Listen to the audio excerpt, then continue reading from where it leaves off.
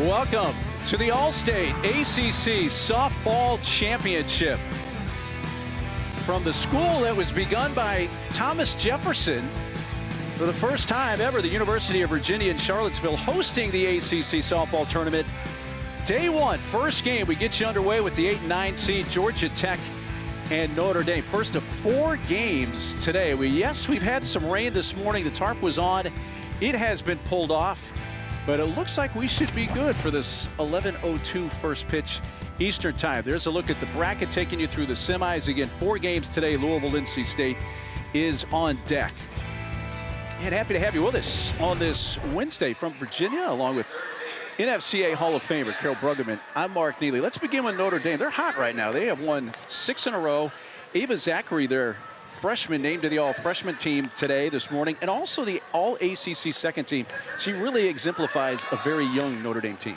And Florida State comes in as the regular season champion, but with 6 teams ranked in the top 25, the title's really up for grabs. It is indeed. And Notre Dame thinks with that momentum of 6 in a row that they can keep that going today. And Ava Zachary is the leader of the offense. She is a talented combination of speed and power. She hits in the heart of the order and leads the team in doubles and home runs. She's a dynamic player that can make a difference in every at-bat. Well, for Georgia Tech, Alyssa Willer, her total of home runs 7 last year. She's doubled that to 14 so far this year. Well, Alyssa Willer is the catalyst of the offense in the leadoff spot. Now, she leads the team in hits and runs, something you would expect from a leadoff batter, but also has power and leads the team in doubles and home runs. Also uses her speed on the base paths. Georgia Tech's going to look for her to set the tone early today. So Georgia Tech, the 9 seed, so they're the visiting team in this game, so they will bat first. And Grayson Tucker, what a season she has had with 18 bombs so far on the season for the Yellow Jackets. And we're going to face Notre Dame here at game 1 of the day from Charlottesville. Kayla Castor getting the start for Notre Dame. And first pitch on the way. It is a strike, and the 2026 All-State ACC Softball Championship is underway. And Michaela Castor gets the start. They're looking for the experience and going to the veteran in game 1 here at the championship. Quickly, no balls, 2 strikes on Willer. She has certainly been a mainstay for a number of years now in the circle for Notre Dame. She is the captain of this team. She is athletic, really could play about any position on the field, but leads from the circle.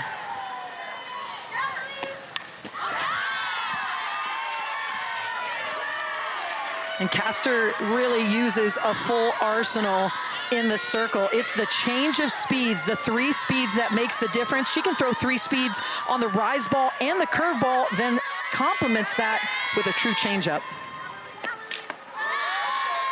And there is that changeup. The toughest part for hitters against Castor is timing, being on time, being in rhythm. She really disrupts that with her ability to throw a variety of speeds. It's Jan, slow roller left side, and that eats up the third baseman, Ava Zachary, and trickles into left field. And Willer is aboard to begin the game. Well, this ball is not hit well. She gets jammed up on the inner half, and Zachary moves her feet, gets over in front of the ball, but that ball's got a ton of spin on it, takes a hop at the last minute, and Georgia Tech leads off this game with their first base runner. It definitely looks like she got a bad hop to contend with there. We'll see how they score that. Nonetheless, Willer is on for Holly Medina, who shortens up and takes ball 1. Now, this is something to keep an eye on all day. Notre Dame has had a tough time throwing out base runners all season long. I look for Georgia Tech to run early and often in this game, get as many runners as they can into scoring position. They do score that, an error on Zachary, so Willer aboard with the E5. Medina with a lofty .371 batting average.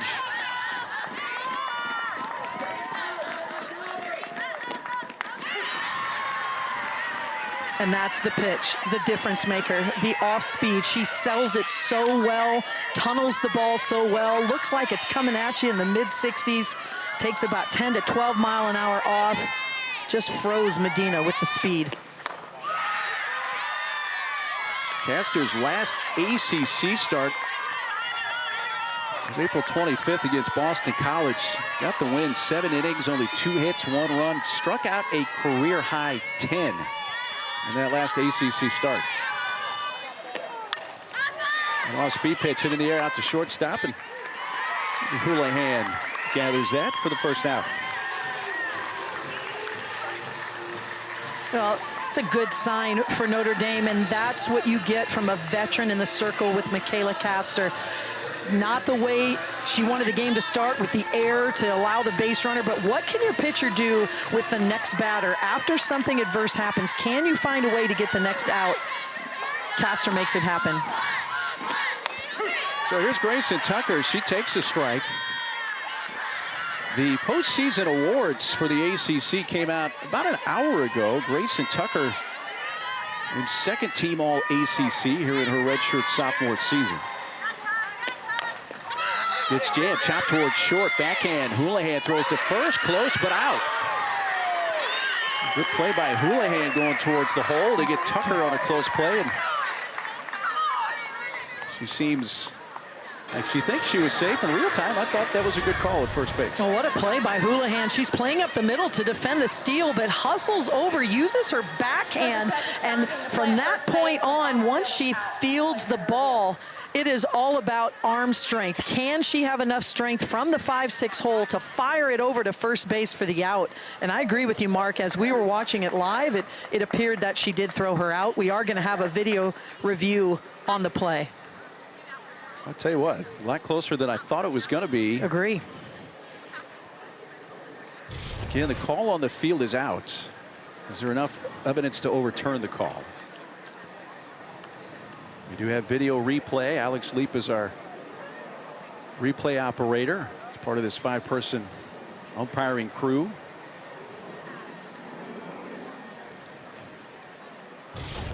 After review, the call on the field stands. Start the checkers have 1 challenge remaining. So as the foot comes down, ball into the glove, and that is close enough that obviously Alex Leap didn't see enough to overturn the call on the field, which was out. If the call on the field had been safe, the call probably also would have stood. Probably both been upheld, to your point. You know, it's really that's why that call on the field is so important. And more importantly, we're not even through the top of the first, and now Georgia Tech's down to 1 video review challenge. So already 1 unsuccessful challenge for the Yellow Jackets. Cleanup hitter Addie Leshber at the plate.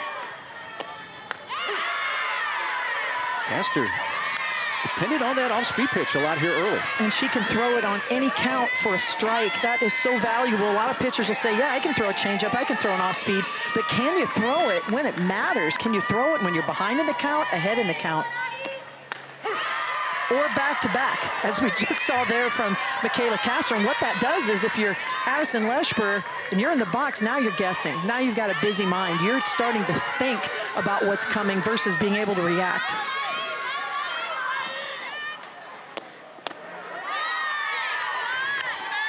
2 balls, 2 strikes on Addison. Georgia Tech 29-26 in the regular season. Went 10-14 in ACC play.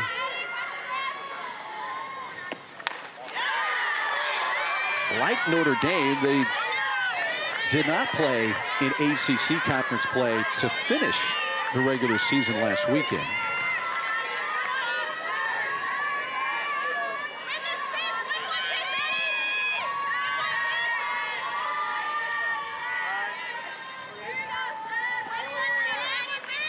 Leshber takes some time out of the batter's box.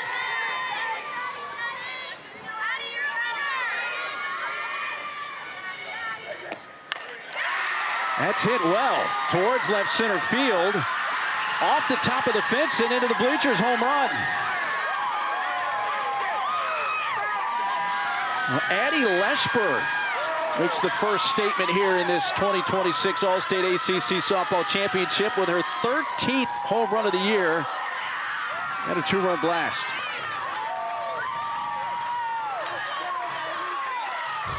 Well, Addison Leschber was fooled by that off-speed pitch twice, but she knew it the minute she connected with the high velo pitch. It was a no-doubter. She was screaming for her teammates the minute it left her bat. As you're a hitter, you know what that feels like. You barely feel the ball hit the bat when you hit it just right. And Leschber makes a statement, 2 out, 2-run home run. 38th and 39th RBIs of the year for Leschber to give Georgia Tech an early lead. 8th home run that Castor has allowed this season in just over 100 innings pitched. Well, you get the feeling coming into this game, Mark, it's the team that can pitch and play defense the best, which is true with a lot of games, but specifically in this game, the team that can do that best is going to come out on top because both of these teams can score runs, put the ball in play.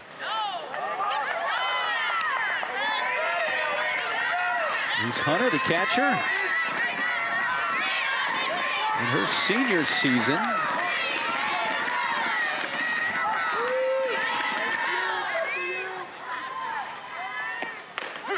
these two teams did play one another in the regular season. It was back in late February, early March, early in conference play. That was a Georgia Tech sweep. Reese Hunter had a big series. She homered a couple of times against Notre Dame in that series. She grounds one right to the shortstop Houlihan to retire the side, but Addie Leschber makes that leadoff error that began the game hurt with a 2-run blast to start things off. Well, what a way to start game 1 of the ACC Championship. Georgia Tech on top with the long ball.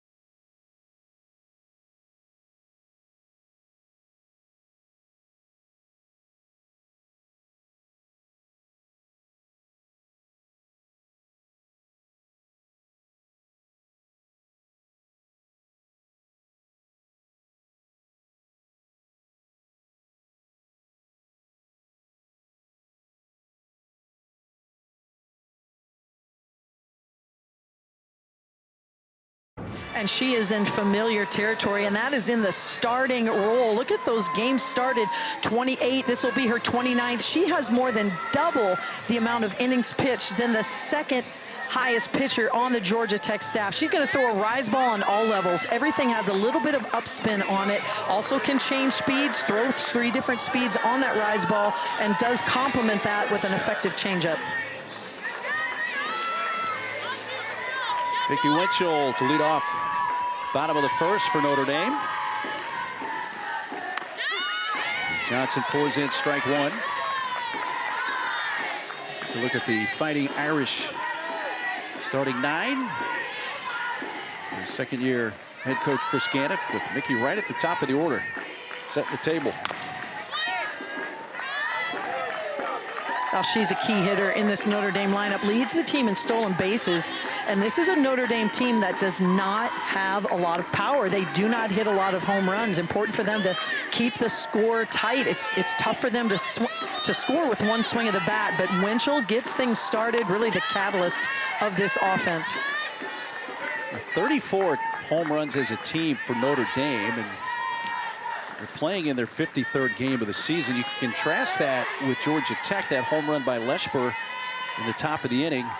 Home run 72 as a team for Georgia Tech, and that's popped up right side, and Maddie Duffel, second baseman, makes the catch to retire Winchell.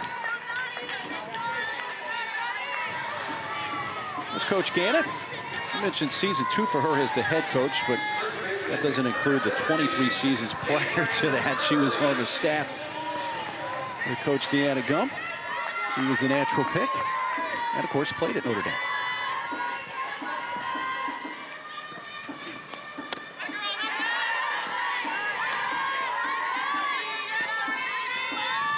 It's Caitlin Early for an Irish team that's won 6 straight, 8 of their last 9. 2 games under on the season at 25 and 27, 111 and 13 in ACC play, which is a game better than Georgia Tech. Otherwise, the seedings here would be flopped. Sophomore Early, Southern California native from Santa Barbara.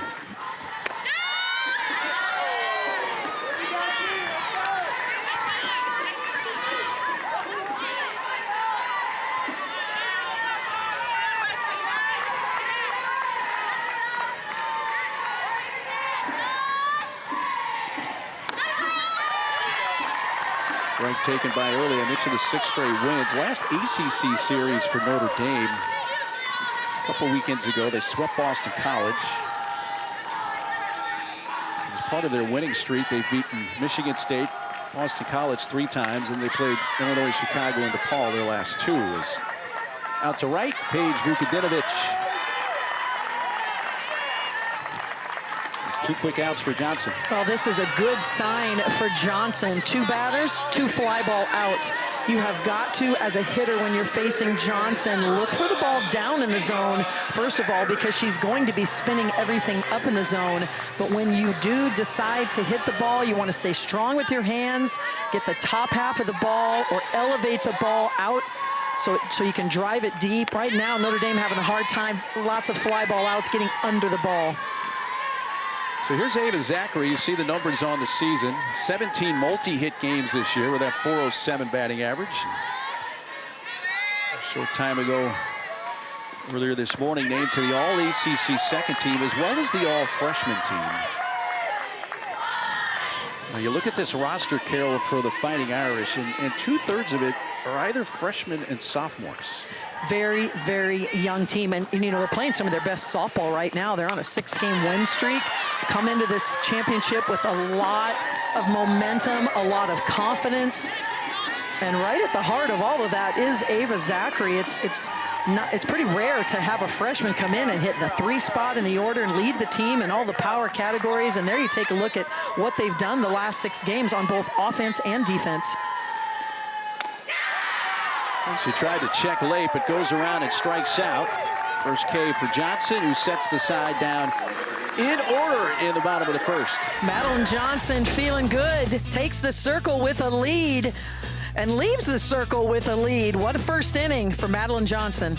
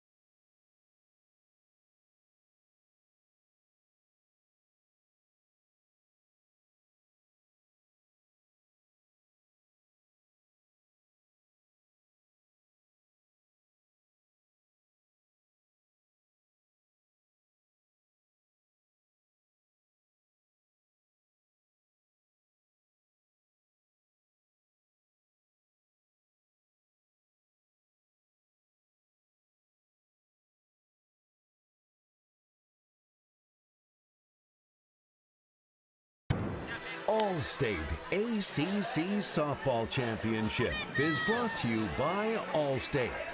You're in good hands. 2-0 Georgia Tech as we go to the top of the second. Let's take a look at today's What to Watch For, presented by Ally for each team. 71 homers for Tech.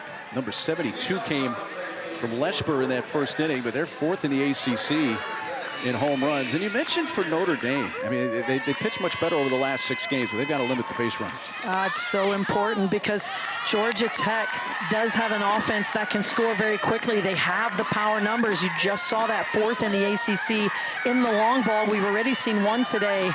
And Notre Dame has a tough time throwing out base runners as well. So important to keep those base paths clear for Notre Dame. 6, 7, and 8 hitters here for Georgia Tech in the second. Paige Vukadinovic.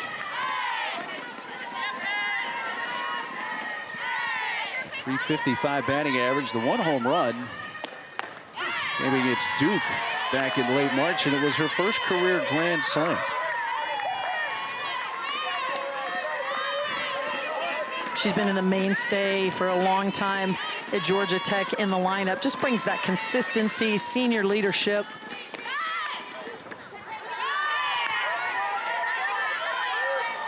The head coach of the Yellow Jackets, Eileen Morales. Season 9. One of the outstanding players at Georgia Tech back in the early 2000s.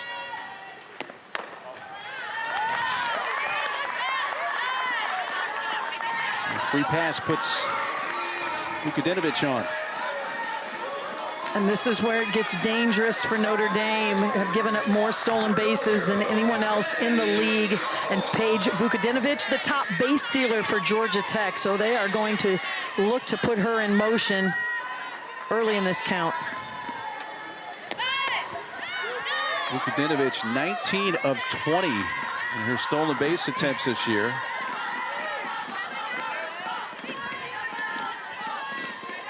A freshman at the plate in Maddie Duffel, who leads the team in sack bunts, swings away this time and fouls it back as Vukadinovic got a decent jump. Yeah, no surprise there. She is in motion. And Notre Dame is playing a defense where the second baseman, O'Brien, is covering second. That leaves early back. And there's always a weakness in every defense. If Duffel can bunt that ball down the first baseline, it becomes a foot race. And there you take a look. She was noticing the same thing on defense. There's a big gap on that right side of the infield. And if she can make the pitcher-catcher move quite a bit, it just becomes a foot race. Now with 2 strikes, I look for her more to slap, hit away. Chops it to the first baseman. That'll work just as well as a bunt. Early steps on the bag. Vukadinovic down to second. So a productive out for Duffel, advancing the base runner. And that's what you want to do as a hitter. You want to have a productive at-bat. Make something good happen for your team when you exit if you do get thrown out. And in that case, she moved the runner into scoring position. Sophomore Emma Simon batting in the 8th spot. Now she shortens up and takes ball 1. A lot of times when you call that some sort of, fake bunt, or you're just kind of showing bunt, you want to see what the defense is doing. How are they moving with a runner at second base? Can I do a fake bunt steal of third? There's just a lot of things you can learn when you show bunt. And the other thing is it just gives the pitcher something else to look at. You put the bat in there, or you square late. You've got a lot of moving parts on defense.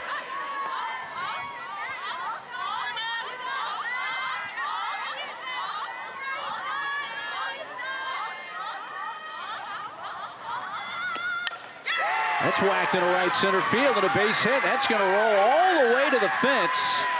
Scoring Vukadinovic, a head-first slide. Simon has a double, her 7th two-base hit of the year, and 20th RBI, and it's 3-0 Georgia Tech.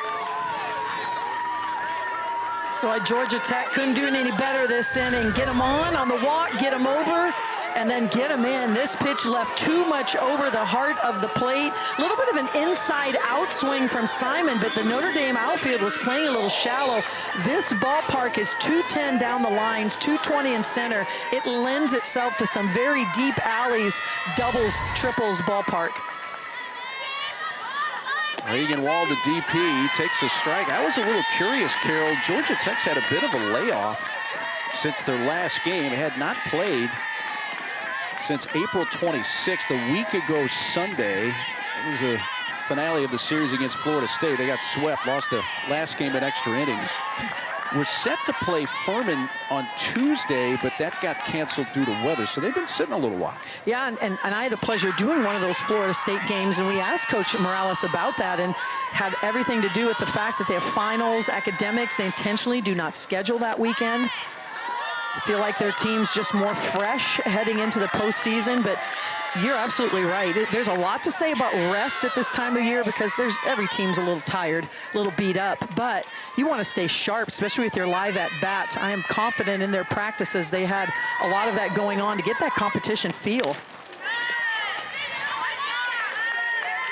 2-2 count now on Reagan Wall.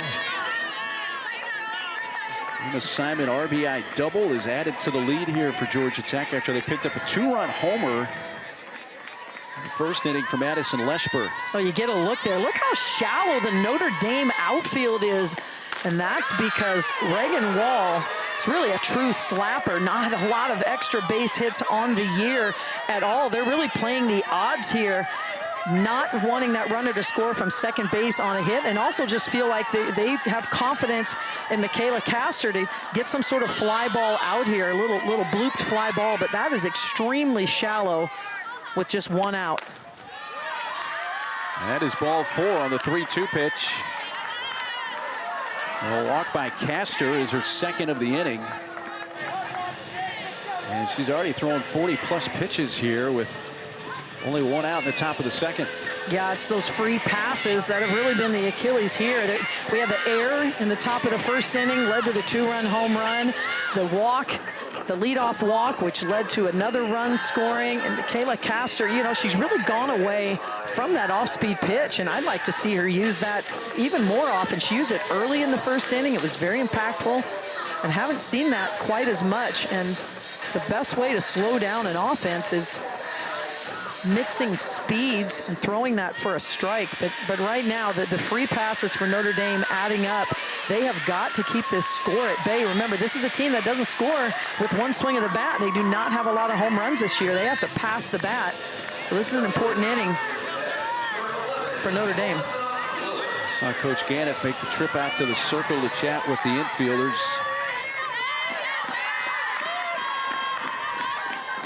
Back to the top of the order. Off-speed pitch to Alyssa Willer is taken for strike 1. And Alyssa, the recipient of that error to begin the game when she reached and eventually scored on the Leshber home.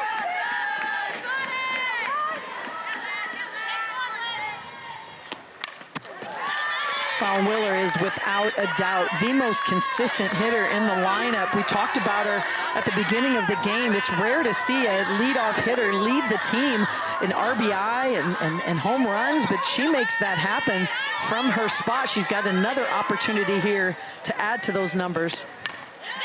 But the reason she's in the leadoff spot is her consistency. If you're in the leadoff spot in the order, you can get somewhere between 60 and 80 more at-bats over the course of the season, and that's what Eileen Morales wants, is as many chances as possible for Alyssa Willer to get an at-bat.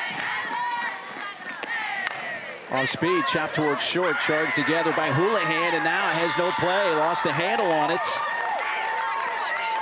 And the Notre Dame defense having a few issues, and that's going to load the bases with only one out. And not a great combination this inning for Notre Dame. The 2 walks, and then just trying to throw the ball before you have it secured. This ball should have gone to second base all the way. Potential to turn to double play, but most importantly, getting that second out, cutting another runner off in scoring position.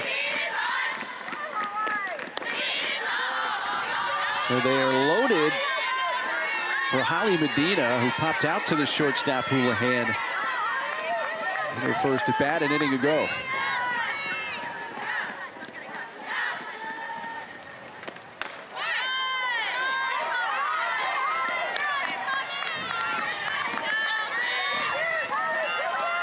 Tech in general has taken advantage of hitting in this situation. And that is so impressive. That means she knows how to meet the moment. No moment is too big for her. A lot of hitters can start thinking about that. This is my chance. I have to, and I got to, and all of those conversations where Medina has the ability to stay in her process, a big deep breath right there, approach every at-bat the same, and that's allowed her to come through more often than not for her team. Medina, who's in her first season with Georgia Tech, played her first 2 years at Cal. Wind's not doing much. That's the flag in left field. A very light breeze. In this facility, Palmer Park, as there's ball 4, and that's going to force in a run. So 3 walks and an error in the inning. And Georgia Tech has opened it up to 4-0. Give Medina her 30th RBI of the season on a bases loaded walk. And we're going to see a pitching change for Notre Dame. Castor having a tough time finding the strike zone, and we're in the heart of the order here for Georgia Tech. So no surprise here with this decision from Coach Ganoff. As they buy some time.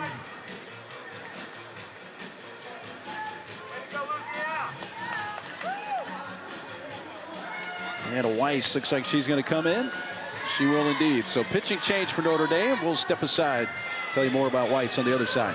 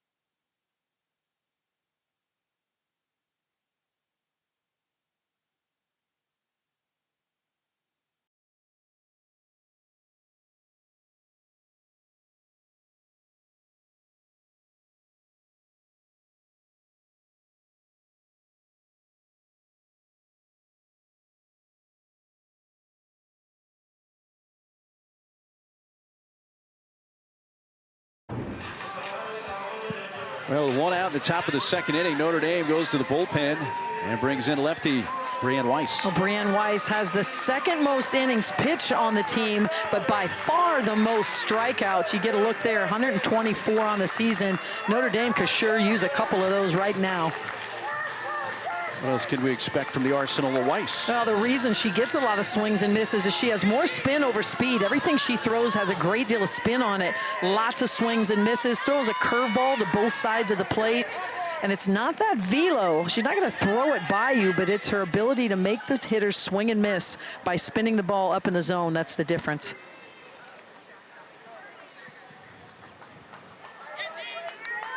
So Weiss takes over. And inherits bases loaded with 1 out, 3 walks, an error. Lone hit in the inning for Georgia Tech. And then a Simon doubles. Mason Tucker takes the first pitch strike. He rolled out to short her first time up.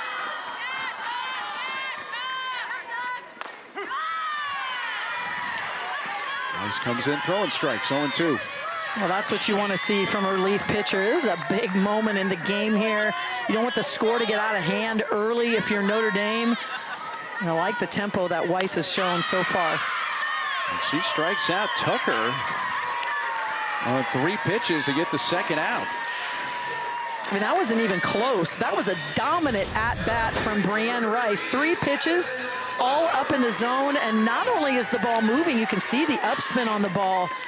But Grayson Tucker is late. Brianne Weiss comes in throwing some high heat. She's coming in with some adrenaline here. And what already, even though it's the second inning here, Carol, this is a pivotal moment for Notre Dame early in this game. There is no doubt about it. Both of these teams can score runs. They just do it very differently. Georgia Tech with the power. Notre Dame's got to pass the bat.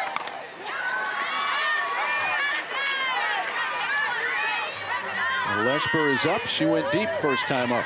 Got down 2 strikes in the count, struggled with the off-speed pitch, and then found that velo, caught up with it, was on time, on plane. A big emotional moment as Georgia Tech got on the board first.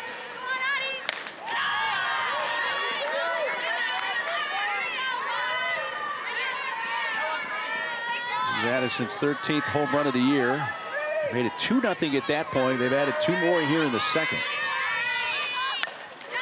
Now ball out to short. There's the flip from Houlihan to O'Brien to retire the side. So Weiss does her job, limits the damage to 2, but it's now 4-0 Georgia Tech.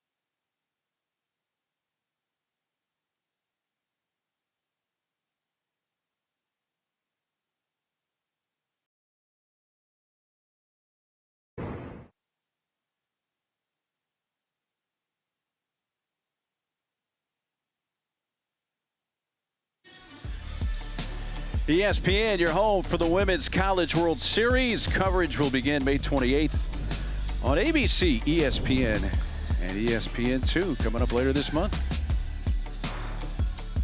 I mean, it's the best time of the year, Mark. It is. It is the best time of the year. I know, okay, we all like the holidays too. I get it. It's the most wonderful time of year. But if you're a softball fan and you love the sport, this is the most wonderful time of the year. Selection show coming up this weekend, regionals for next weekend, supers, and then the 8 teams left standing meet up in Oklahoma City starting May 28th. Madeline Johnson, the pitcher for Georgia Tech, gifted 4 runs from her offense. Tech has scored those 4 runs on only 2 hits. Aided by some walks, some errors, and we knew that was one of the keys to the game for Notre Dame, just staying sharp in the circle, sharp on defense. I've not seen that so far from Notre Dame, and Georgia Tech's taken advantage. Johnson set the side down in order in the first, so she faces the 4, 5, and 6 hitters here in the Notre Dame second. Hayden Kine, freshman catcher, bounces it foul. You talked about it earlier, Mark, just how young this Notre Dame team is. They're 3, 4, 5 hitters today, all freshmen, and over half of their home runs have been hit by freshmen. Just very bright future for the Notre Dame team. They'd like to continue to make some noise here the rest of the 26th season. Go down to first to complete the strikeout. Let's take a look at this weekend's featured baseball game on ACC and the ESPN app. Saturday afternoon, number 14 Florida State and Clemson play the second game of their 3-game series from Doug Kingsmore Stadium. Coverage begins at 6 Eastern here on ACC Network and the ESPN app.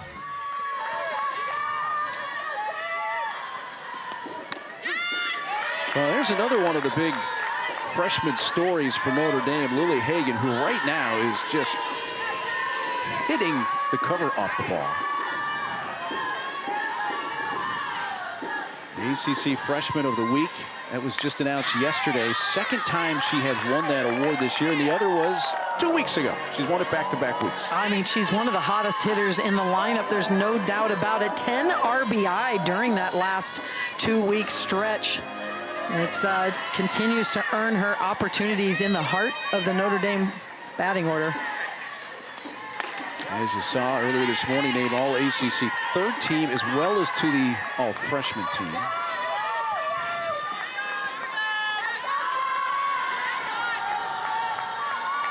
He's homered in back-to-back games coming into this ACC tournament. Homering against Illinois, Chicago, and DePaul in the Irish's last 2 games.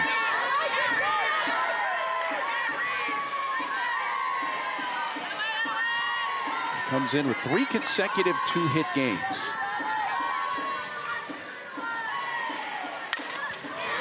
Well, she's on the way again. Right back up the middle. Didn't try to do too much, made good contact. Right back through the circle, and there's the first hit of the game for the Irish. I mean, when a hitter is going through a streak like the one we've just been talking about, Mark, like you cannot wait for your opportunity to do something good for your team. You cannot wait for your at-bat. And you really can hit all pitches in all parts of the zone. We talked about her power numbers. And right there, just battled with 2 strikes, didn't try to do too much with it, just hit a down ball right up the middle.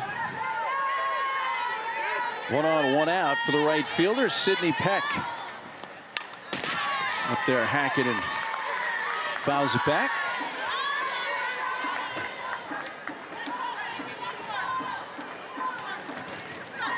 Sydney got off to a hot start this year, began the season with a 13-game hitting streak.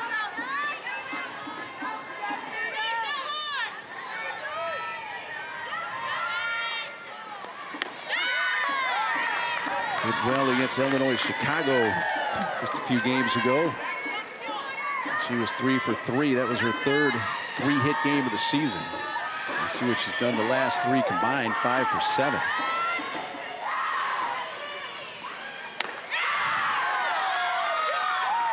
It's 3 strikeouts and 2 in this inning for Madeline Johnson.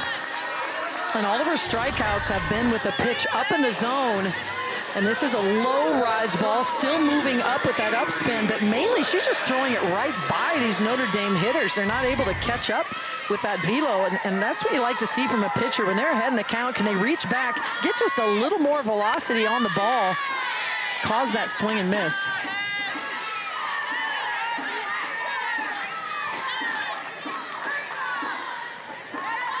Sophomore Avery Houlihan out of the Chicago area, and Joliet, Illinois, comes into this tournament with a 5-game hitting streak. 8 for her last 14, but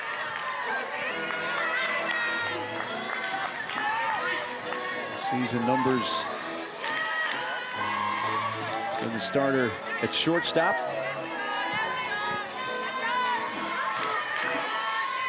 One home run came against Syracuse on April 18th.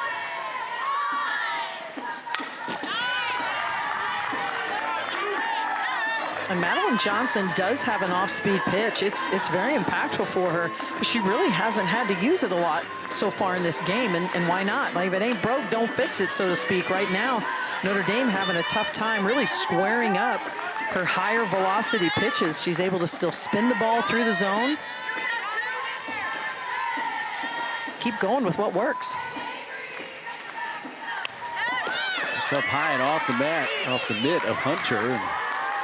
Wild pitch will advance Hagan down to second. You get a feeling here if you're Notre Dame, just getting this runner home from second in this spot with 2 outs will kind of give you a little momentum back. It'd be huge, and that's what Notre Dame does. They chip away, they chip away. They're not about the long ball. They just come up with those 2-out key hits, and that's what they could use right now. There's no doubt about it. Houlihan really battling, hasn't been able to square one up yet, but you can tell. And this is a Notre Dame team that does not strike out a lot. They're one of the best in the league in terms of putting the ball in play, and we're seeing that from Houlihan. And that's just a mentality and having good barrel control, being able to waste pitches until you find something you can drive. Slow tap to third, charged and taken by Tucker. Grayson's throw in time. And the Irish will strand Hagan at second. 4-0 Georgia Tech at the end of 2.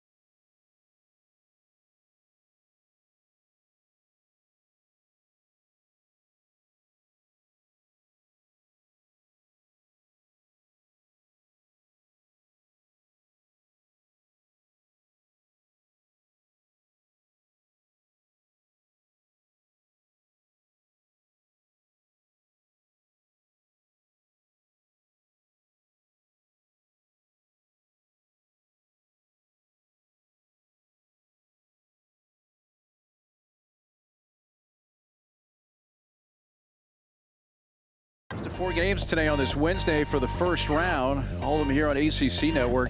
Florida State, with their history, they're the 1 seed. I assume they're the favorite, but is there a clear-cut favorite in your mind? Yeah, and you take a look at the poll this week, the top 25 poll. There's 6 of these teams ranked in the top 25.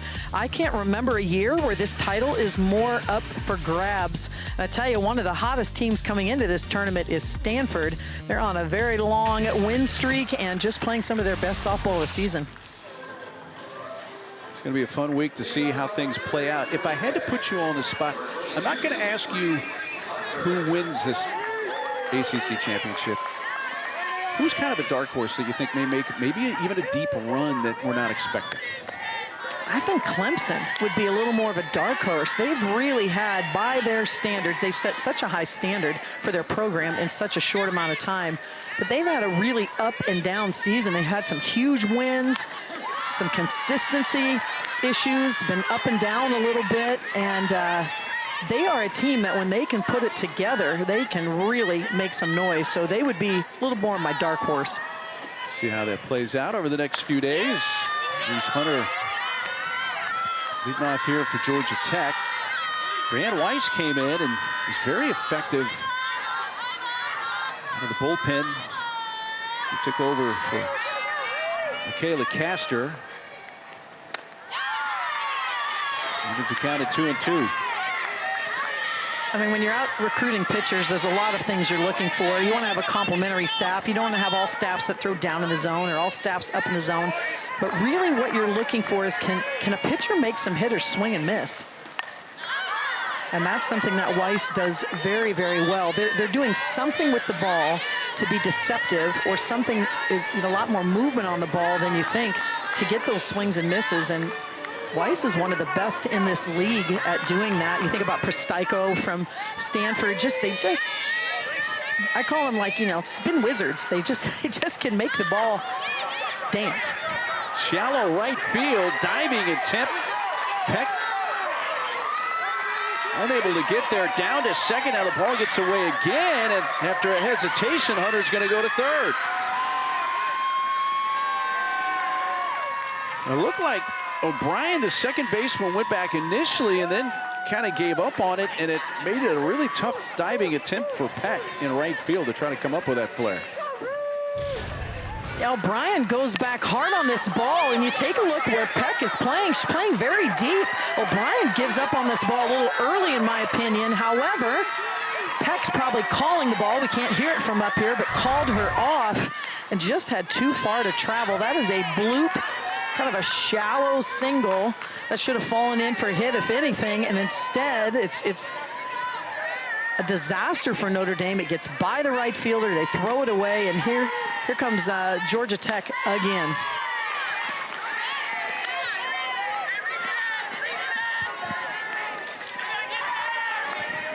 The ball's 2 strikes. Vukadinovich, another runner at third base. Hunter, nobody out here. And there's another run. Base hit right field. Vukadinovich with her 18th run batted in. And again, after the double by Hunter and the throwing error put her at third, Notre Dame's 3rd error of the game. Tech adds on. And more importantly for Tech, they build on their lead, knowing that Notre Dame is a team that has a very difficult time scoring runs in bunches, scoring runs in a hurry. Not a lot of power game. The more they can add to this lead, the better for Georgia Tech. Russell Fowler right there at the plate. Now, wants time to chat with her head coach, Lee Morales, who also coaches third base. We'll make sure anybody that reads lips is not privy to the conversation. Well, Maddie Duffel's a little more of a short game specialist. She can swing away, doesn't have a lot of power. But Eileen Morales talking about the strategy here. Hey, the goal is to get another runner into scoring position. There's nobody out in the inning. And that looked to be a player-initiated conference. You don't see that a whole lot. Normally it's the coach at third that asks for time for the conference, but Duffel was the one like, I got to talk with coach. Yeah, and they all count, you know, you all count in the total. No swing. And if you have more than 2 offensive conferences in an inning, then the player can be ejected. So in that case, and a lot of times coaches will say, hey, hang on, I've already taken my conference. But in this case, she hadn't. Still a ball and 2 strikes on Maddie Duffel, who rolled out to the right side an inning ago. And Duffel has played a lot of second base for Georgia Tech, but they've also brought in Holly Medina to play some second base. So Duffel a little more in and out of the lineup, not consistently in the hitting lineup. That conversation all about, you know, what are you thinking here, coach? Here's what I'd like to do. What are you thinking now with two strikes, going more to the slap game, the hitting game? Laid off. That ball was close, curved off the plate away. It is a full count now on Maddie Duffel.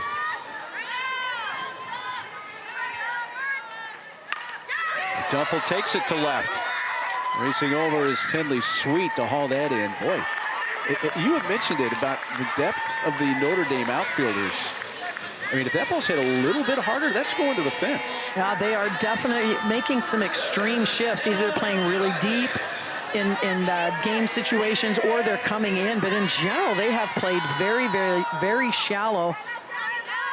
I'm really surprised Vukadinovic hasn't been off to the races here and heading down to second base, attempting the stolen base. Notre Dame has a tough time throwing out base runners, and Vukadinovic, one of the best in the ACC. That's hit in the air to right field, and now Peck going back, and that's over her head, bounces on the track and over the fence for an automatic double.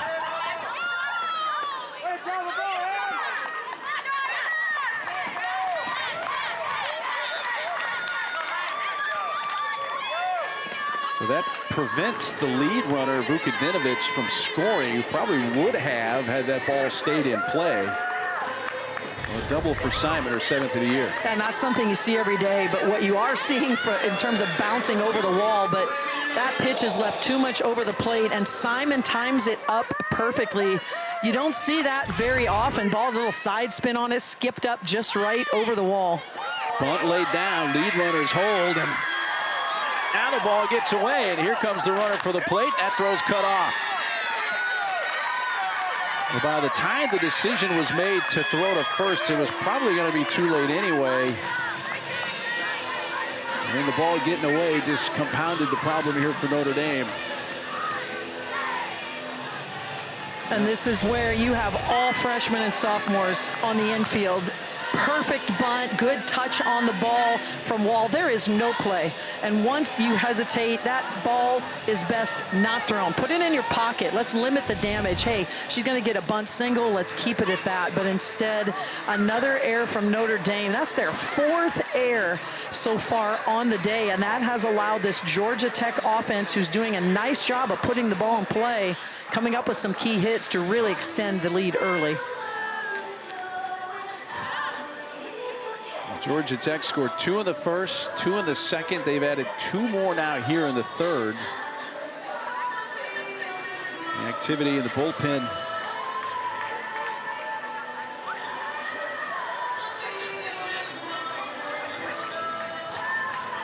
Maybe Cam Zick up there on the right. Well, if I'm Georgia Tech, I'm not wasting any time here. Keep that foot on the gas pedal. I'd be sending Wall in motion down to second base. Ooh, and a hit by pitch will load the bases.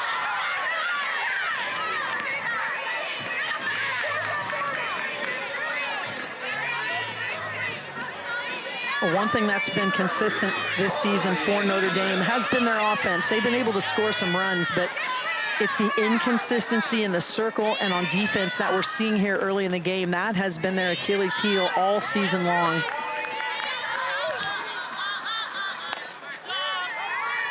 And hit by pitch.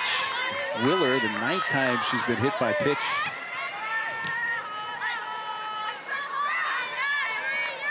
It's loaded him up for Holly Medina.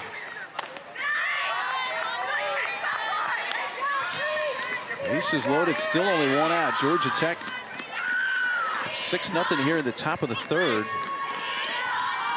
Now if you're Notre Dame, you're just trying to salvage some outs and try to avoid a path that's leading to a run rule here if you're not careful. Yeah, you've got a lot of offensive innings yet. Notre Dame's only hit twice in this game. I mean, they haven't even hit through the batting order yet, so there is time. We've seen scores around the country. I mean, there is time to come back, but they have got to limit the damage. All the momentum right now with Georgia Tech.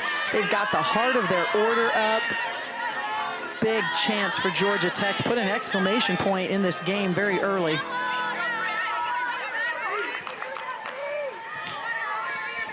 Winner of this game will get Florida State tomorrow in the first game of the day. So when you're the 8-9 game, you get the pleasure of getting 1 seed for day 2 if you get a win. So that's what's ahead for the winner right now. Georgia Tech up big early, 3-2 pitch. And when you get to the postseason, it's all about opportunity. You know, the whole survive and advance is real. And, you know, Georgia Tech has an outside shot right now. They're definitely a bubble team going into Selection Sunday on Sunday. Another win here would just continue to help them. But if you're Notre Dame, it's literally survive and advance. I mean, they are not going to be a consideration. They are not a team on the bubble, and that's where you have to just continue to get through the day, and then the opponent, hey, whoever it is the next day, off you go. And another run comes in via the walk for Notre Dame. It's a second straight plate appearance for Medina where she's had a bases loaded walk. So she has 2 RBIs, even though she's officially 0 for 1. Tucker is the 8th batter to come up in this inning for Georgia Tech. And the most dangerous one in this situation, leads the team in home runs. This is the first ball she has seen from Brianne Weiss. Weiss struck out Tucker on 3 pitches. That was the first batter Weiss had faced when she came into the game in relief for the starter, Michaela Castor. Now she's ahead of Tucker 1-2. And again, like the first at bat, it seemed like Tucker was a little behind that pitch from Weiss. Yeah, the velocity, not able to see it out of the hand, and definitely late. If I'm Brianne Weiss, I'm not throwing anything off speed. I'm going to continue with that high heat. Able to foul it off that time.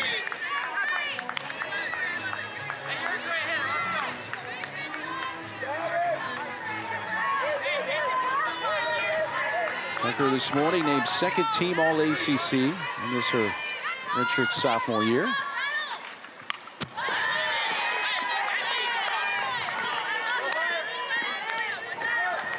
Able to get the redshirt year, her true freshman year in 2024. Only played in 9 games, got shut down. Had surgery with the injury and got the redshirt that year. Ooh. That was a good time for an off-speed pitch. That was a great time. Lots of fouling off. She was just missing those velocity pitches, fouling them straight back. That means your timing's really on. I love that call, going to the off-speed. Good discipline from Tucker to lay off. Right back to it, and it's popped up behind third base in foul territory. And the catch is made for out number 2. Well, that's a huge out for Notre Dame with the potential there for a few more RBI from Grayson Tucker, who's been performing in that situation and coming through for her team more often than not. That's a big out to keep the ball in the infield, get to 2 outs. Now you do face the cleanup hitter, Addison Leshber, who hit one out. Left center field into the bleachers. The first at bat that gave Tech the early 2-0 lead.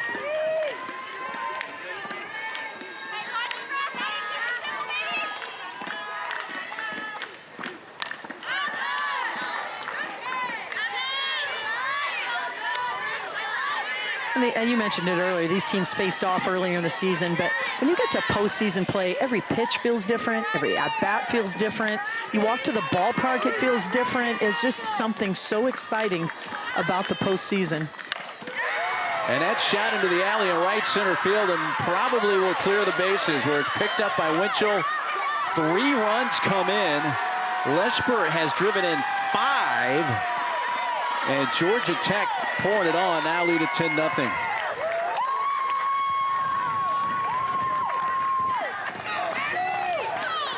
Leshber is so locked in here in game 1 of the postseason. Weiss leaves this one over the white part of the plate, and Leshber does not miss. Drives it to one of the deepest parts of the park. Timely hitting is the secret in the postseason, and 2-out hit with 3 RBI, that's going to make a huge difference in this game. And it's going to bring another pitching change for Notre Dame. After Leshber's 3-run double now gives her 5 RBIs.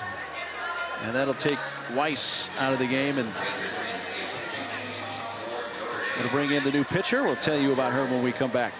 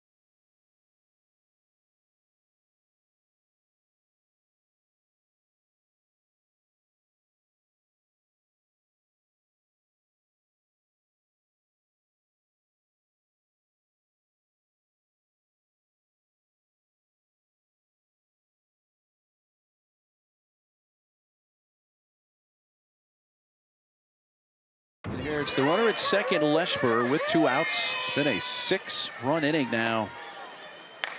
Georgia Tech. Hunter began this inning with a double to right, which the ball then got thrown away, and she wound up at third base and scored the first run of the inning. And stop the swing there.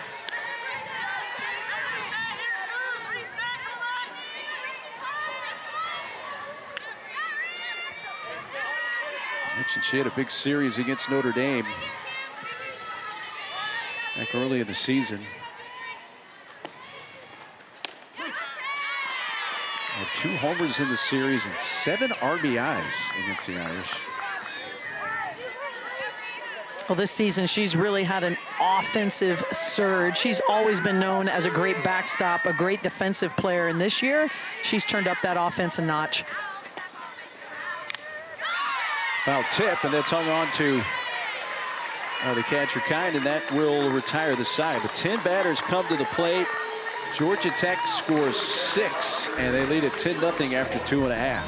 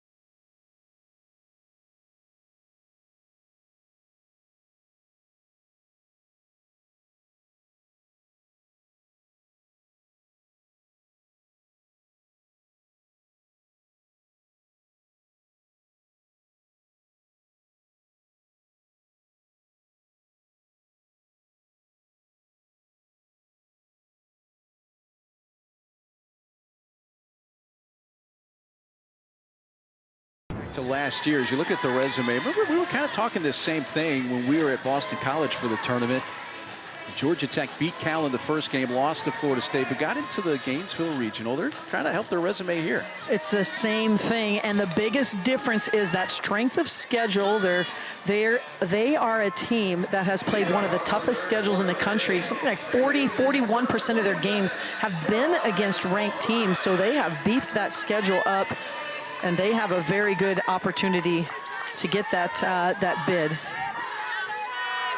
And unless Notre Dame can find some major offense here, Georgia Tech would be looking at Florida State tomorrow. And as I mentioned last year at Boston College for the ACC Championship, they beat Cal in the first game. Georgia Tech did 8-0, and then lost to Florida State in game 2, 8-0. Went on to the Gainesville Regional.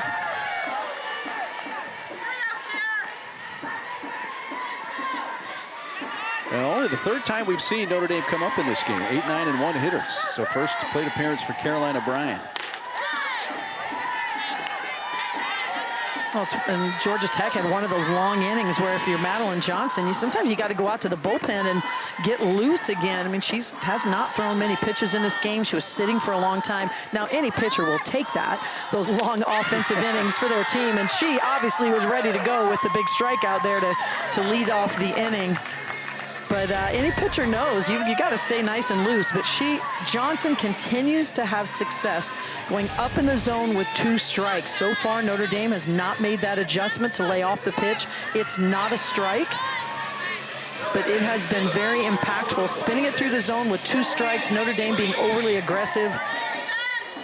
It's her 4th strikeout on that pitch.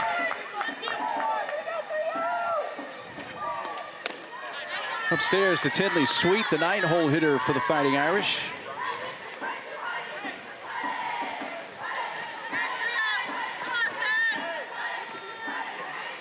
Four consecutive games with a run scored for Sweet coming into this ACC championship.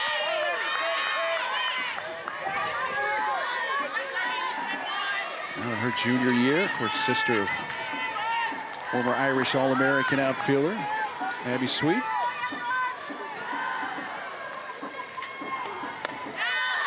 Well, this is where Notre Dame has to start chipping away. I mean, you just have to start chipping into that lead. It's only the bottom of the 3rd inning, but you start to think about outs and the score and where you need to be. And you don't have to get all 10 back in this inning, but a couple would go a long way. Again, a lead of 8 or more at the end of 5 kicks in the run rule. So they already have some work to do just to get to that point.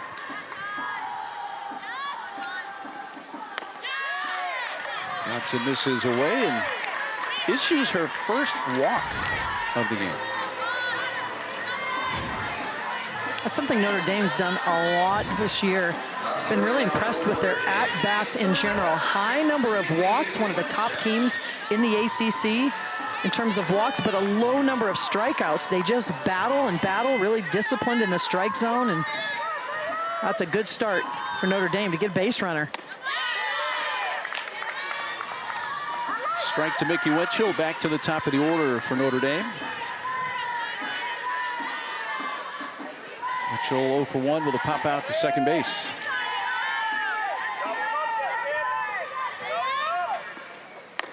So Madeline Johnson, 1 time through the order, allowed the 1 hit to Hagan. 4 strikeouts and a walk to the last hitter she faced, Sweet. Pitching in the postseason for the first time as a member of Georgia Tech. She's in her first year. After coming over from James Madison, a shovel to second for 1 and safe at first. So Winchell will run the bases now with 2 outs.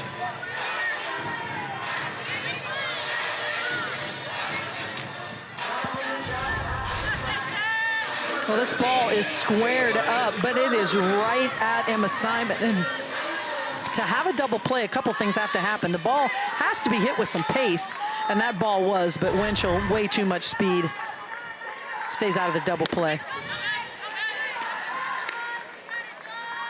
2 outs for Caitlin Early. Irish first baseman. It's fly to right, 0 for 1.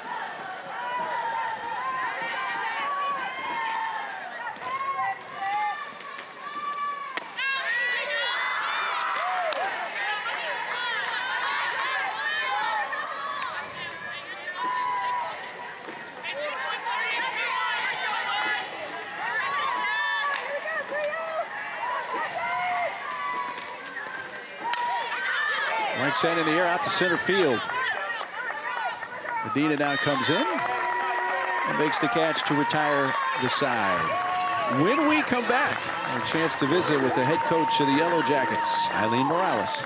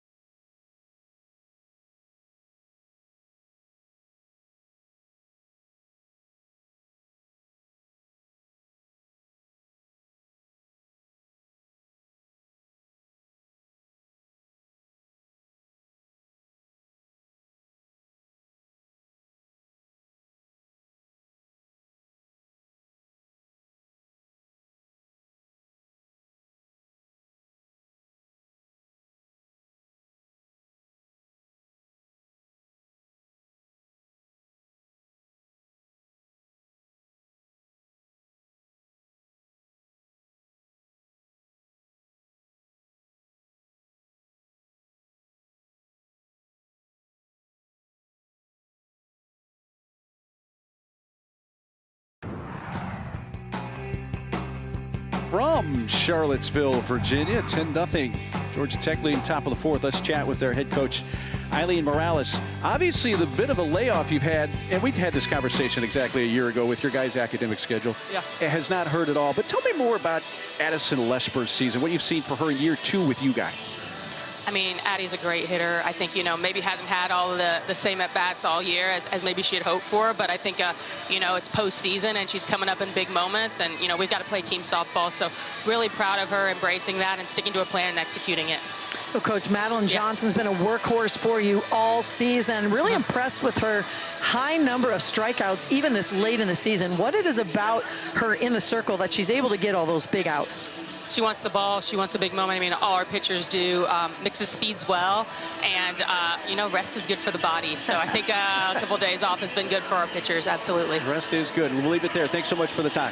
Appreciate y'all. Sting 'em. Head coach Eileen Morales, who spent some time as the head coach at Radford, which isn't too terribly far away from where we are, down past Roanoke towards Blacksburg. It just has to be such a treat for her every single day to go to work at the ballpark where she was such a decorated student athlete. A lot of built-in loyalty and pride there for Georgia Tech. Yeah, she was the ACC Freshman of the Year. Should I say the year? I will. 2005. That's not all that long ago, really. No.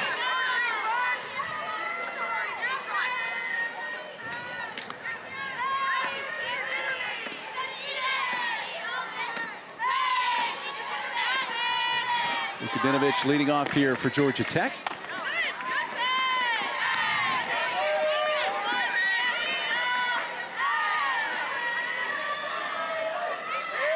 Page with an RBI base hit last time, has also walked and scored, been on base both times up.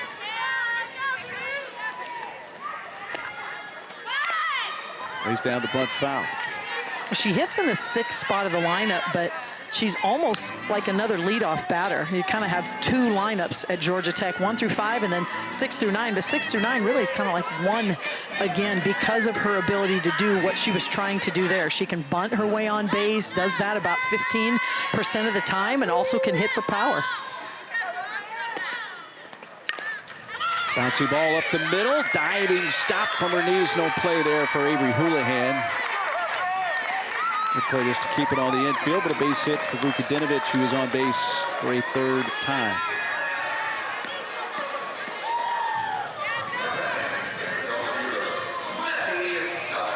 Coming up next, don't miss All ACC. Yes, the ladies are here. Taylor Tannenbaum, Brittany McKinney, Alex Powers. They are live with us here at Palmer Park. Hey, ladies. Good to see you.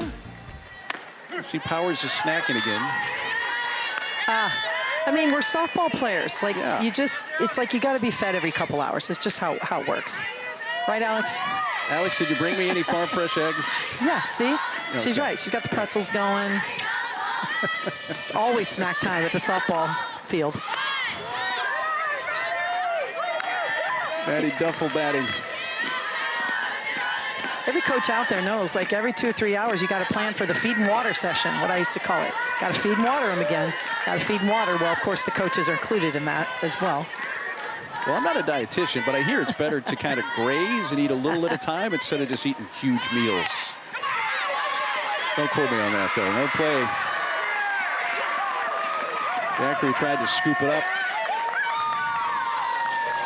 And things just keep going the way of the Yellow Jackets here in Game 1 of this ACC championship. Yeah, just forcing, and you see their little frustration from Zachary saying, I'm calling the ball. There was a little bit of mix-up there as she ran into the pitcher. Again, when you have a lot of freshmen and sophomores on the infield, you're really looking for that leadership, someone to take charge. And yeah, not surprised here from Georgia Tech down in the order.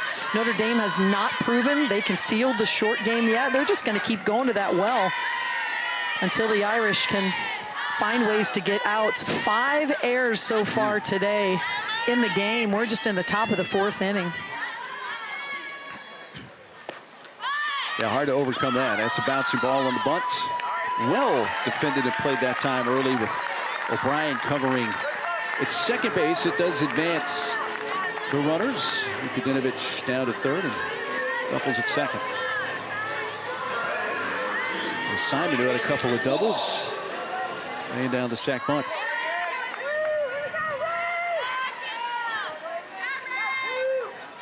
It's the bat in the hands of the 9-hole hitter, Reagan Wall.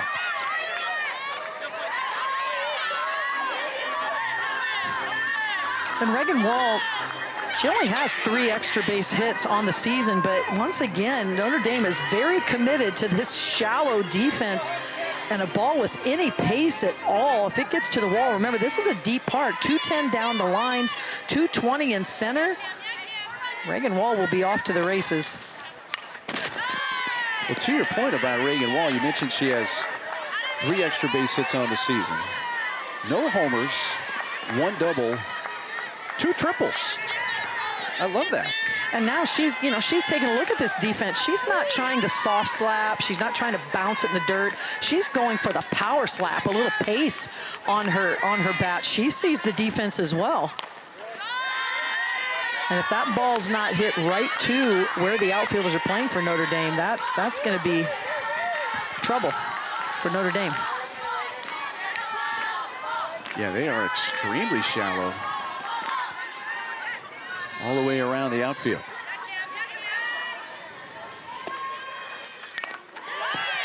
I bet you Winchell out in center field is no more than 4 or 5 steps off the infield dirt. And they're playing the odds, they're playing the odds. There's 3 extra base hits out of all of her at-bats this season. I understand the goal here, but Georgia Tech has not been swinging and missing a lot. They've been putting the ball in play pretty hard. Gets one there. And a key strikeout for Cami Kamzik here in relief. 3rd strikeout for Irish pitching.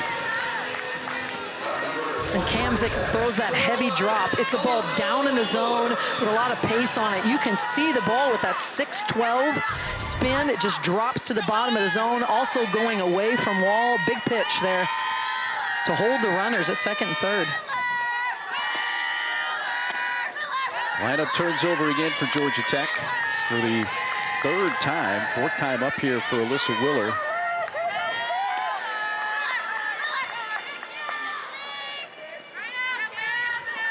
Willer has reached twice via an error and once on a hit by pitch.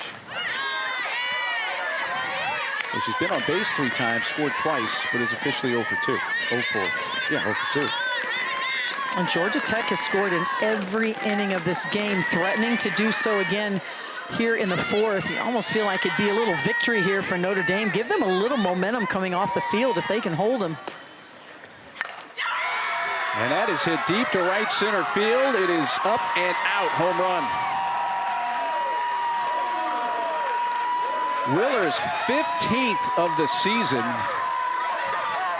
A 3-run blast.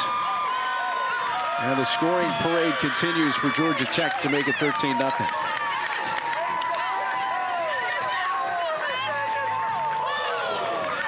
RBIs 54, 5, and 6 for Alyssa Willer. It's the power that has been so impressive for Alyssa Willer this season. From the leadoff spot, leads the team in home runs and RBI. She shows you why. She can step up to meet the moment, takes this one the other way. Georgia Tech fans love it.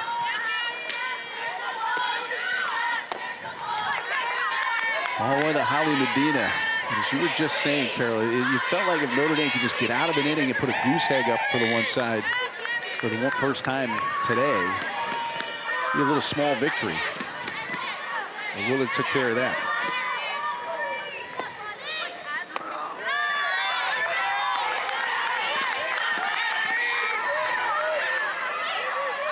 Medina's walked a couple of times, each time with the bases loaded.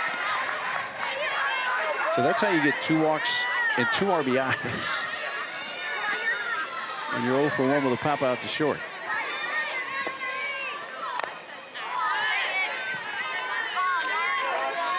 Medina's just such a good athlete, really a utility player for Georgia Tech. She's had some starts at second base, mainly has played the outfield, center field, also hits in the 2 spot of the lineup because of her consistency and her ability to put the ball in play. She can bunt, slap, and hit for power. Ground ball sharply hit, but to second base, and Caroline O'Brien throws her out. But 3 more for Tech on Willer's home run to make it 13-zip Yellow Jackets.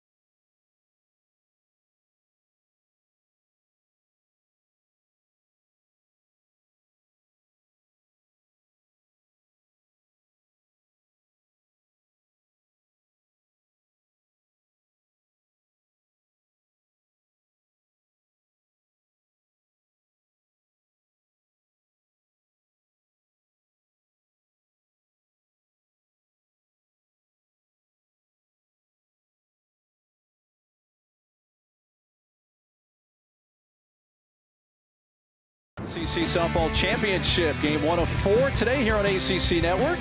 Georgia Tech and Notre Dame. Let's chat with the Fighting Irish head coach Chris Ganiff. What does this moment, where you are in this game, present for you as a team and a staff right now? Yeah, you know, I think I just want them to play for pride for Notre Dame right now. Like, we know we're in a build, like we're trying to build something special here, and so I just want them to give everything they got for every inning that we have until the game's over. Well, Coach, you come into this game on a win streak and still have quite a bit of game left to play with. What has it been about your offense that really gives you some hope here in this game to come back? Yeah, I mean, I think we have an ability up and down the lineup for everybody to pass the bat and get their opportunity to get on base. We just have to have a better pitch selection and hit better pitches, right? If we put some pressure on them, who knows what will happen, right? You never know. We always appreciate the insight. Thanks so much for the time, Coach. Yeah, thank you. Go Irish. Head coach Chris Ganiff. And kudos to Coach Ganiff. I mean, you're down 13-0. it would be easy to kind of run and hide, but she's like, no, give me the headset. Let me talk, and I applaud her for that. And that is just who she is. If you know Chris Ganna, if you've been around the game long enough to know, she is just high energy, optimism, and has obviously a deep, deep love for Notre Dame as a player there, now the head coach there. Both these coaches coaching at their alma mater. And she is just, you know, always has that belief, and her players play like it. You know, they never get down on themselves. They always fight, try to stay where their feet are. And there's their second hit of the game. Ava Zachary gets one between third and short. And Zachary, who earlier today was named All-ACC second team and the All-Freshman team, leads off the fourth with a base hit. She's been one of the most dynamic freshmen in the league this year. Played a lot of second base. She's played a lot of third base now. Third's really her natural position. And most importantly, has just lit it up for the offensive side, on the offensive side of the ball for Notre Dame. Getting jammed, a one-hopper from Funky spin. Throw to second is late. Leshber decided to try to get Zachary. And Kine reaches as well. That ball ate her up, but put it in play. And as it turns out, 2 on, nobody out for Notre Dame. Well, sometimes those miss-hit balls they're just the toughest balls to play. And Leshber is left-handed, so she's heading towards second base, but it was a very slow developing play. May have had a better shot to try and sprint to first base and dive at the base in that situation.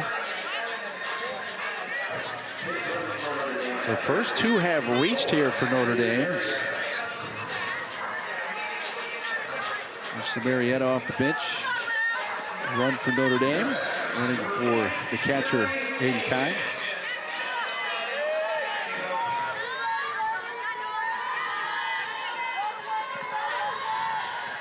Here's another hot freshman, Lily Hagan. Was singled in her only at bat today. That came back in the second inning.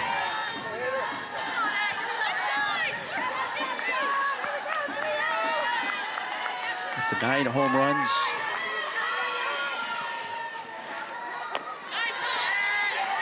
Team leader in that department.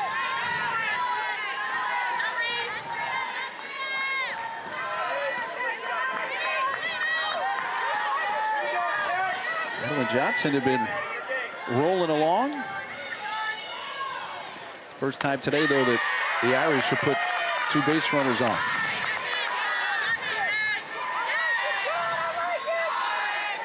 And a good opportunity here for Notre Dame. Hagan, 10 RBI in the last 2 weeks. Just one of those hitters right now that is seeing the ball big, able to hit to all parts of the field. And we've seen this all game long. Madeline Johnson has been able to use her rise ball up and at times out of the zone and is getting a lot of swings and misses from Notre Dame. Have not seen them make that adjustment, lay off that pitch. Inside to Hagan, full count. And that was a good take. That's the take Notre Dame's been looking for. Ball out of the zone, up in the zone, and now Hagan has a much better opportunity to see a pitch she can drive. And whacks that on a line right at the center fielder. Holly Medina only had to take a step or 2 to her right, and Ed Bullock got to her in a hurry. That ball was hit right on the screws by Lily Hagan. There's some really good at-bats for the last part of the season here from Lily Hagan. I mean, that's, you look at it and you're like, that's not a productive out in terms of moving the base runners, but it sure was in terms of a quality at bat. Worked herself into a full count, got a pitch she could drive, timed it up perfectly. She doesn't look like a freshman. And at this time of year, she's really not, but yeah, still, that was an impressive plate appearance. And you know what? I love her poker face all the time. You don't know if she's 3 for 3 or 0 for 3 or what, or if the team's up or down.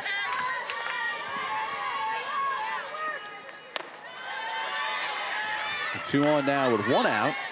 Paige Cowley off the bench to get it at bat.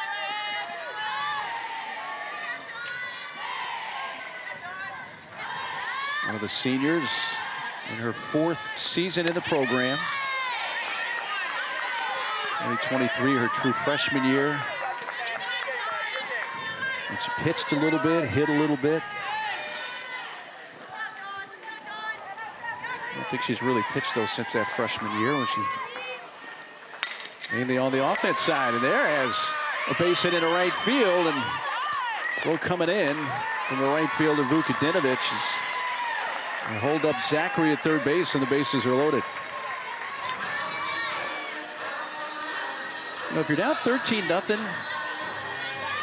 you need runs. Why risk getting the runner thrown out at home plate? Oh, there? for sure. And with Notre Dame, this is what they do. Singles, few doubles here and there, singles, bunt their way on, steal some bases. They are just going to pass the bat. We've seen it this inning with a single, obviously the fielder's choice to help it along, but another key base hit. And this is what it's going to take for Notre Dame. It takes time. It's not something flashy.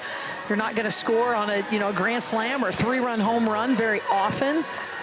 But what they can do is pass the bat, continue to move base runners, and they find themselves now with their best scoring opportunity of the game. If this is a 2-1 game, I think you see Coach Gannett send the runner there. But yeah, where you're at now, no sense in taking that risk. Outs are valuable in general, but outs become really valuable when you're in a run rule situation and you've really got 5 outs to play with to make sure that that doesn't happen.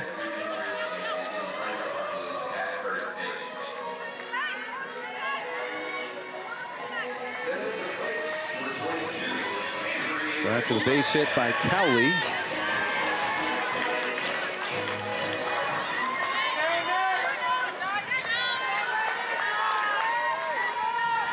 Avery Houlihan up with the bases loaded, 1 out. That gets by, and now to the plate coming in to score the first run of the game for Notre Dame is Ava Zachary.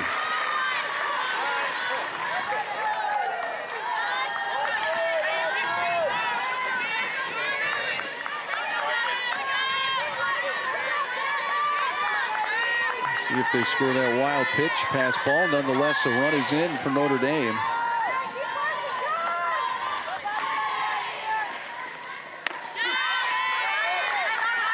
And we've seen a little bit of sloppiness this inning from Georgia Tech for the first time. We had the fielder's choice, just a poor decision over there from Leshber. Maybe could have got the out at first base versus trying to get the lead out. The battery exchange. And credit to Notre Dame. They've been putting the ball in play. No strikeouts this inning. They're starting to recognize what Johnson's trying to do with that up pitch when she's ahead in the count.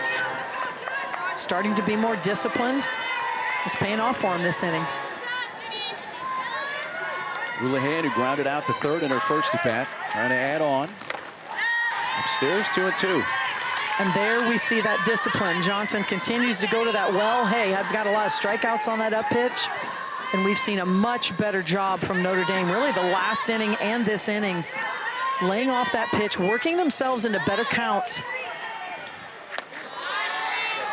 An off-speed pitch, and it looked like Houlihan was content with letting that hit her if it did, but it did not.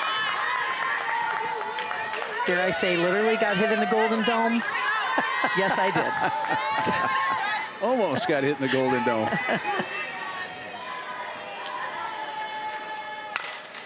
That's to the alley in left center field. Bouncing to the fence, it'll bring in 2 more. Houlihan, the 10th and 11th RBIs of the year, and it's 13-3. Vintage Notre Dame past the bat, working themselves into favorable counts. Another full count extra base hit for Notre Dame. They've been disciplined in their at-bats, laying off pitches up in the zone. They're looking more down in the zone. And we've seen Notre Dame do this quite a bit in the last few weeks. Their ability to score runs. They come into this game on a 6-game win streak. They do have confidence. They do believe they can come from behind. And it's got to be a huge sigh of relief for Notre Dame just to get some runs on the board in this game. Notre Dame's last loss was April 19th, Game 3 at Syracuse. They lost 3-2. Game that they actually led 2-0 until the later innings. Syracuse's Madison Knight, a walk-off home run to beat him in that game. Maybe 11th now. Bat. First AB for her today, and 0-1.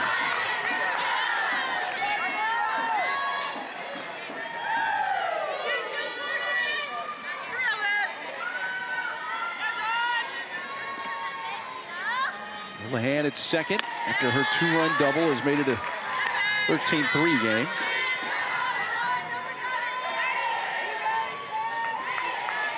Madeline Johnson had thrown 45 pitches through the first 4 innings. She's thrown 20 now. And with 1 out in the bottom of the 4th.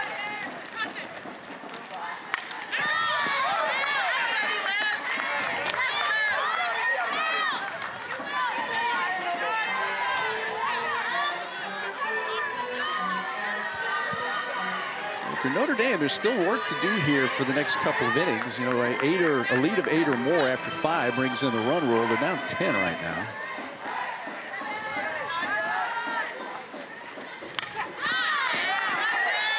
And it was another foul. I mean, if there's one team you think about when you think about hitting is contagious, it is Notre Dame. They just so good at putting the ball in play. Very low strikeout team. High walks team, and they make the defense work. Showing good plate discipline.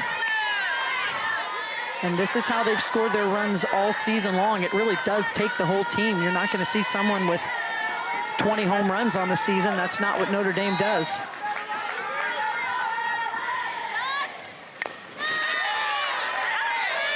A little piece, Olivia Levitt.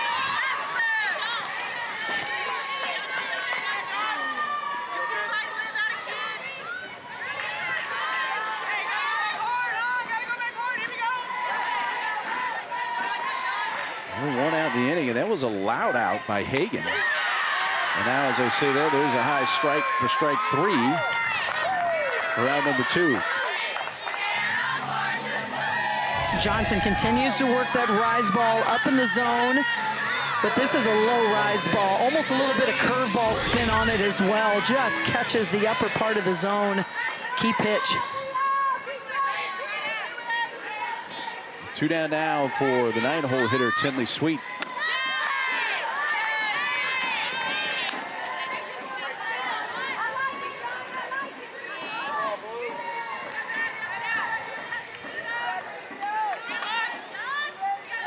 Tinley, no official at bat, having walked in the 3rd inning.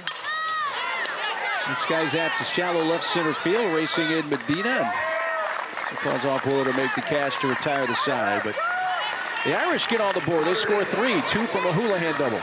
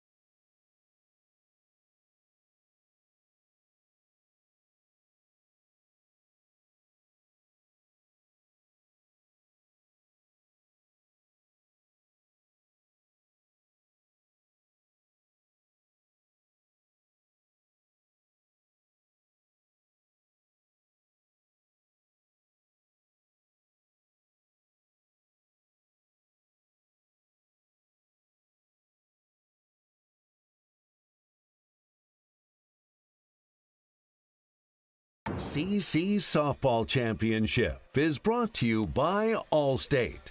You're in good hands. Game 1 of 4 today here on ACC Network as we get the Allstate ACC Championship underway. Let's take a look at today's Good Hands plays brought to you by Allstate, and it's the long ball from Georgia Tech. And Addison Leschberg got the party started. 2-run home run in the first inning. Alyssa Willer, a 3-run home run, adds to the lead. The long ball has been the story for Georgia Tech all season long. They have carried that with them into the postseason. Georgia Tech has put the leadoff batter on base in every inning in this game. That has helped the offense. There's production you see there. 3, 4, and 5 hitters with Grayson Tucker leading off.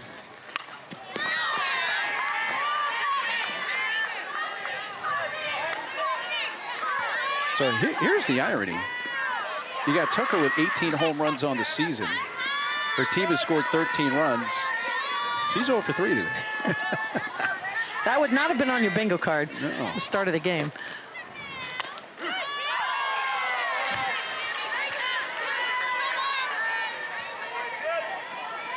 Amy Kamzik's done a nice job in relief for Notre Dame.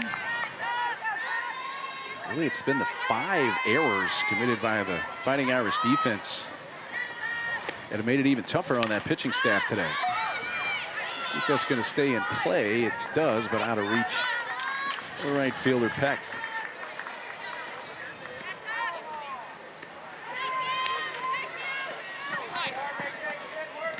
Kamzik has really improved throughout the course of the season. You know, she was always known as a drop ball pitcher, always throws the bottom of the zone, and that still is her bread and butter, but she's really added curveball, more of an off-speed pitch. Another one, this looks like it's going to stay in play and maybe in fair territory. It does right along the line, and Peck able to catch up to that, and they keep Tucker hitless today.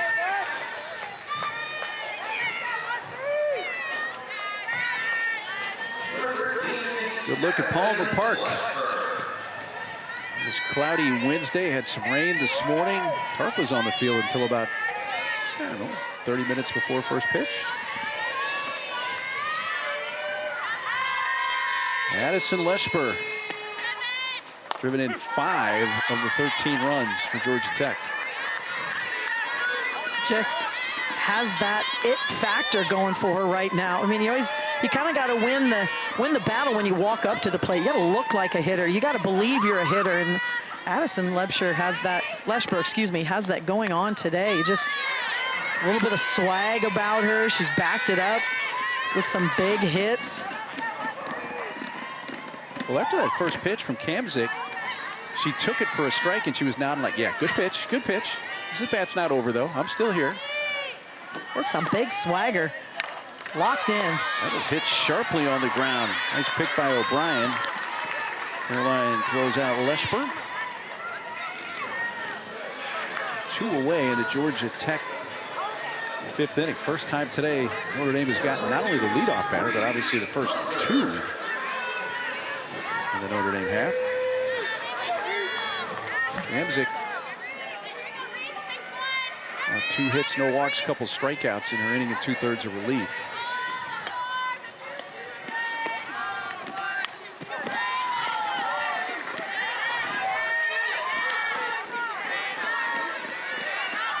Miss Hunter has a double mixed in her 3 at-bats.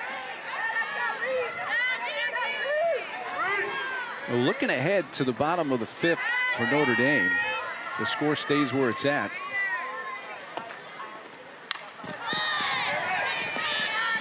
you're going to have to score at least 3 to keep the game going.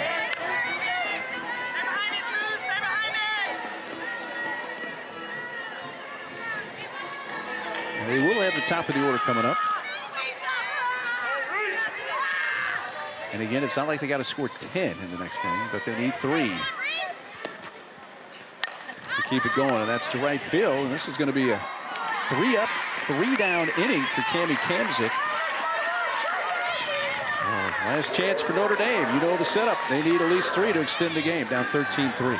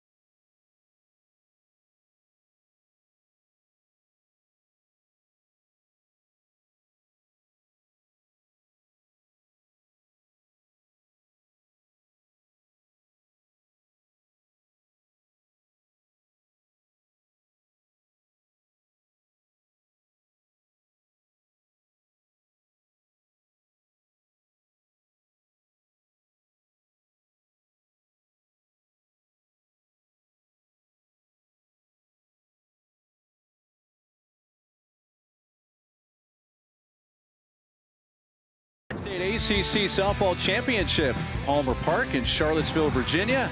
Game 1 of 4 today on this first day from Charlottesville. Big start for Georgia Tech, got up 13-0. They lead 13-3. Notre Dame needs to score at least 3 to avoid the run rule come into play here in ending this first game of the day. Top of the order for the Irish. Mickey Winchell will lead off. Well, they scored 3 last inning. If they're able to duplicate that right here, that would mean we would have a 6th inning. And Notre Dame is certainly capable. That's something they've been doing all season long. Passing the bat, lots of singles, as we've seen there from Mickey Winchell. There's a start for the Irish. Base hit for Winchell, who's now 1 for 3. Mickey Winchell gets a pitch up and out over the plate. Rarely does pull the ball. You see the shift on from Georgia Tech, but she is able to kind of wraps her hands around, really gets her hands casted a little bit, but gets the barrel out in front and is able to pull the ball. And that's a good sign for Notre Dame. They got their leadoff batter on.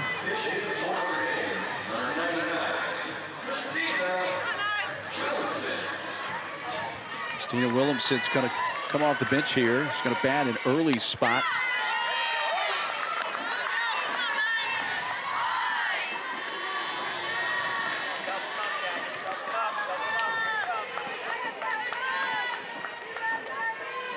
Williamson out of Fairfax Station, Virginia. So back in her home state, slow roller.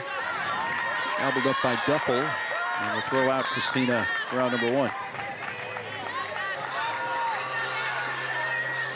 Well, that's the 3rd pinch hitter we've seen in this game, and the pinch hitters in general have had some productive outs or base hits, as we've seen, and that's just knowing when it's your turn and your opportunity. You've been studying the pitcher, you know what's happening. Williamson's able to at least move the runner into scoring position for a productive out. On one upstairs to Ava Zachary.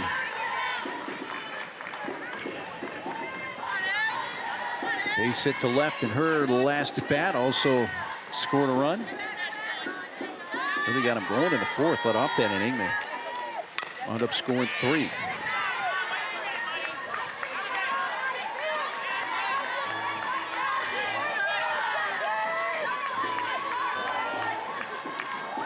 Coach Morales hoping her team's a couple outs away from setting up a date with the number 1 seed, Florida State, tomorrow. It'll be the first game of 4 on Thursday. And the last time they played was just 2 weeks ago, and you mentioned it, the last game they played went into extra innings. Florida State still came out on top. And a strikeout for Johnson. And now Georgia Tech 1 out away from a run rule win. One of the best pitches you'll see from Johnson against the best hitter in the Notre Dame lineup. Goes back to that rise ball up in the zone, puts a little extra heat on it. And at this point, she can taste it, trying to take her team into tomorrow.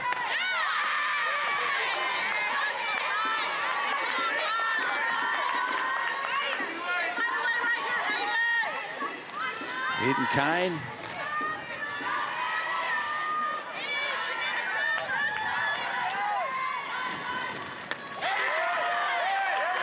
Calling a strike.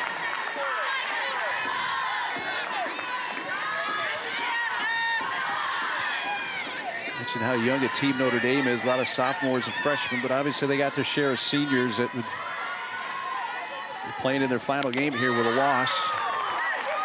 Including Winchell, who is on base at 2nd right now for the Irish.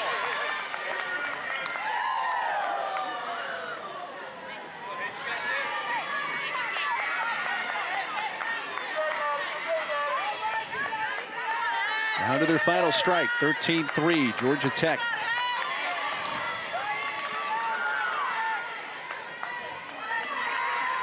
And Johnson looking for her 12th complete game of the season. Just missed ending the game right there.